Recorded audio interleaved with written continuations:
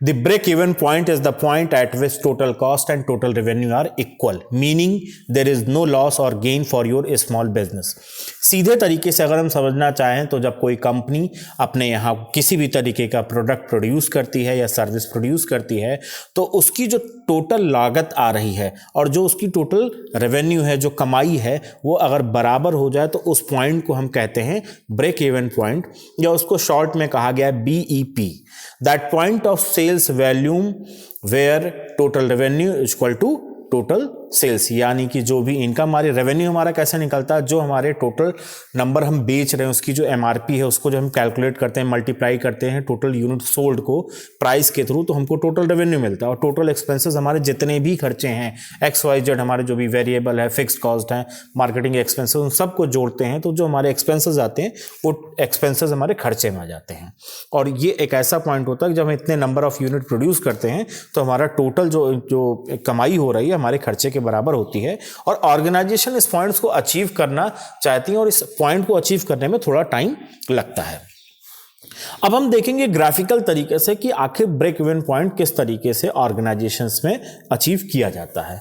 Graphical break even analysis is a visual way to calculate the break even point.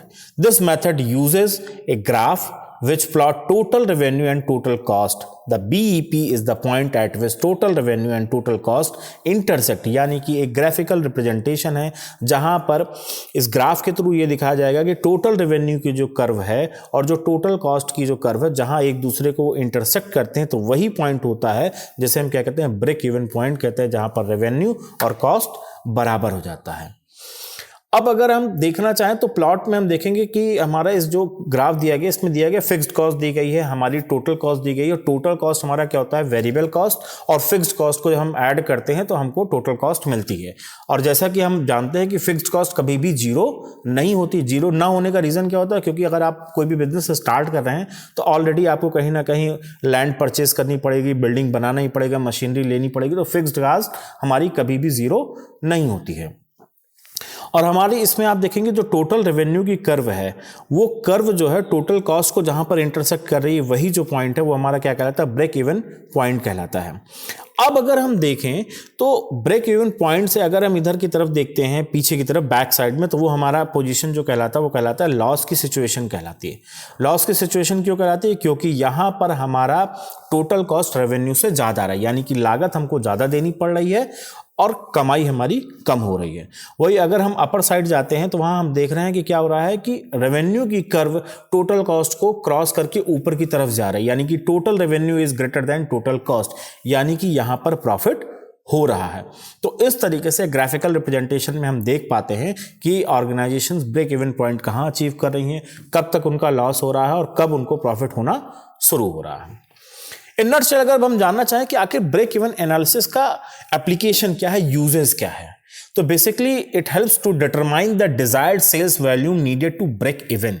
इसके through हम ये जान सकते हैं कि कितने नंबर ऑफ यूनिट हम मार्केट में बेचें कि हम ब्रेक इवन पॉइंट तक पहुंच पाएंगे।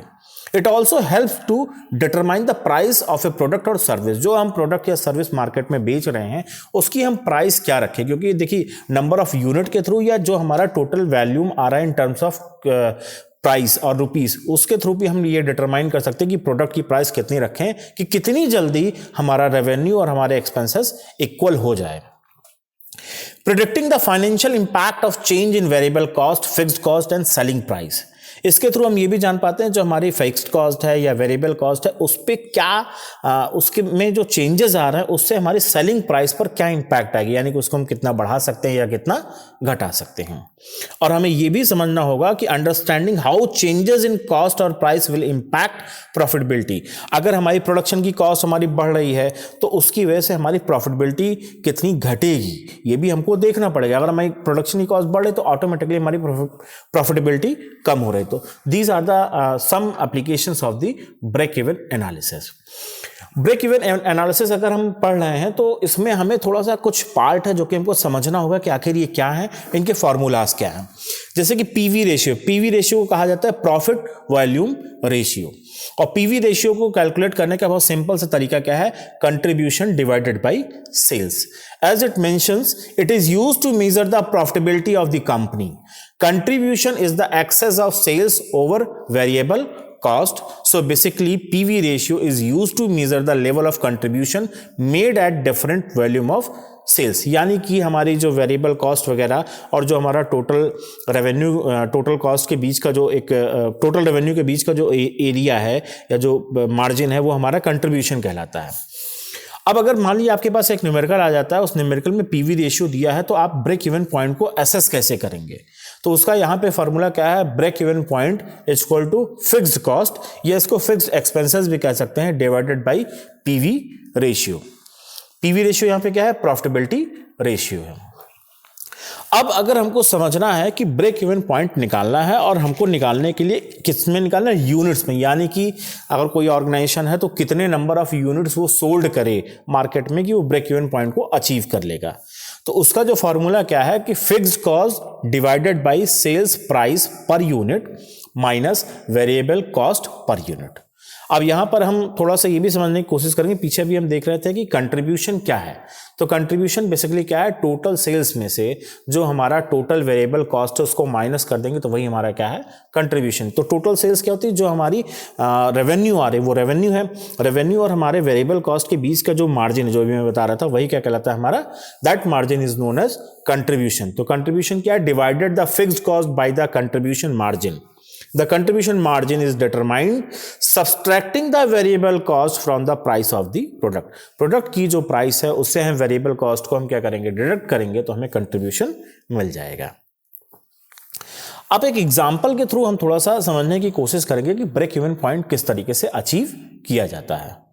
फॉर एग्जाम्पल यहाँ पे एक क्वेश्चन दिया है कि number of unit that must be sold to earn a profit of ₹90,000. यानी कि कितने नंबर यूनिट बेची जाए कि 90,000 रुपए का प्रॉफिट हो जाए. यहां पर कुछ वैल्यूज मिली हैं, जैसे कि fixed factory out overhead cost जो है 60,000 रुपए मिला है, फिक्स्ड सेलिंग ओवरहेड्स कॉस्ट मिले हैं 12,000 रुपए, variable manufacturing cost per unit कितना है, 12 रुपए है, variable selling cost per unit कितना है, 3 रुपए है, और सेलिंग प्राइस पर यूनिट यानी कि हमारी जो प्राइस है किसकी, जो यूनिट हम प्रोडक्ट बेच रहे हैं उसकी पर यूनिट की कॉस्ट कितनी है, 24 रुपए दी गई है.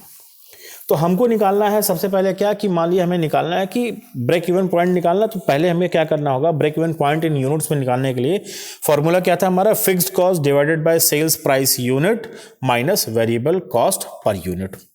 अब यहां पे अगर हम देखें तो हमें वेरिएबल कॉस्ट भी दिख रहा है और फिक्स्ड कॉस्ट भी दिख रहा है, लेकिन वेरिएबल कॉस्ट हम कैसे निकालेंगे, वेरिएबल मैन्युफैक्चरिंग कॉस्ट हमारी कितनी है, 12 रुपए है, और variable selling cost per unit कितनी है, 3 आ रही है. तो हमारी जो वेरिएबल कॉस्ट पर यूनिट आएगी वो जब 12 और 3 को हम ऐड करेंगे तो हमें कितना मिल रहा है, हमें 15 मिलेगा, यानी 15 मिलेगा. अब हमें फिक्स्ड कॉस्ट निकालने हैं, तो फिक्स्ड कॉस्ट भी हमारी फिक्स्ड फैक्ट्री ओवरहेड 60,000 अलग दिए हैं और फिक्स्ड सेलिंग ओवरहेड्स हमें 12,000 अलग दिए. तो उन दोनों को अगर हम ऐड करते हैं तो हमको कितना मिल जाएगा, 72,000. तो देखिए अब हमारे पास तीनों वैल्यू आ गए. फिक्स्ड कॉस्ट हमको दिया है कितना, 72,000 रुपये आ गया, वेरिएबल कॉस्ट पर यूनिट हमारी 15 आ गई है, और सेलिंग प्राइस पर यूनिट 24 रुपये ऑलरेडी दिया हुआ है.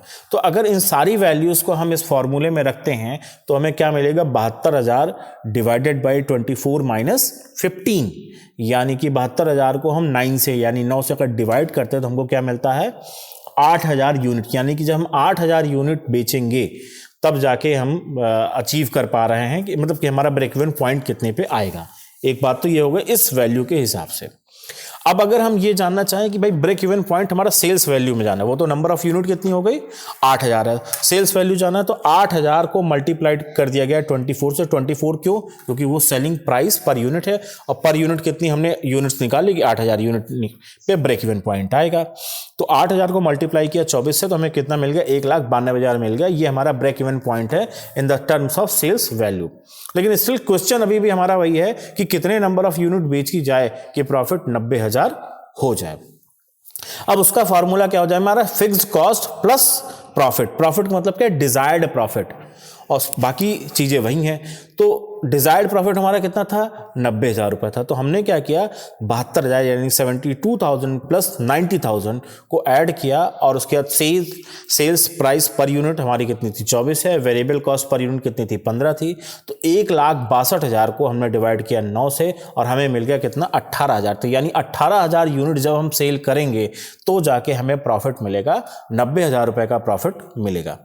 तो ये एक छोटा सा एग्जांपल मैंने दिया कि आप किस तरीके से ब्रेक इवन पॉइंट को सॉल्व कर सकते हैं। होपफुली आपको वीडियो अच्छी लगी होगी। वीडियो अच्छी लगी होगी तो लाइक करें, शेयर करें। Thank you.